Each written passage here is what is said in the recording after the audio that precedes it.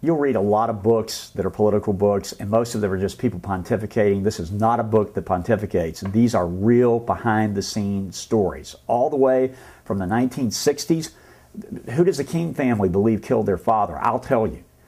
Into the 1970s. What really was the story behind Jimmy Carter and how he became president? I'll talk to you and tell you what people who are involved in that campaign have never said before about the Carter administration and the Carter years.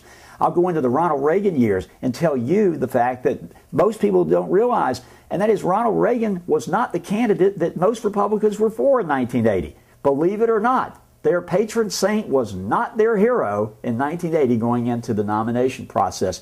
I'll take you into private meetings, what Bill Clinton had to say about certain issues, what Newt Gingrich thought and who ran Newt Gingrich out of the House of Representatives, and how it cleared the way for George W. Bush to run for president in 2000.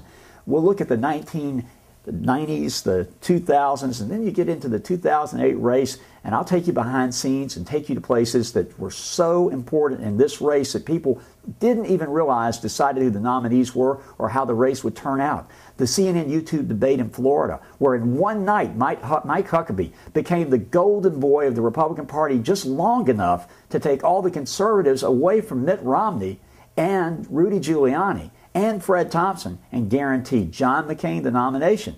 I'll talk about a poll in Iowa that basically sealed Hillary Clinton's fate, and the move of the primary, the Democratic primary, voted on by Republicans in Florida, that guaranteed Howard Dean and the Kennedy family their wish, which was to make sure Hillary Clinton couldn't get the nomination. These are all real stories. It's all true, and it's all documented in this new book, Paranoid Nation. Now, paranoia is one of two things. It's either delusions of grandeur, and every politician has that, or it's some belief that you're being severely persecuted, and virtually every politician believes that as well. I'll wrap it all up together and sort through what's the paranoia and what's the truth, and I'll back it up with statements, stories, and polling.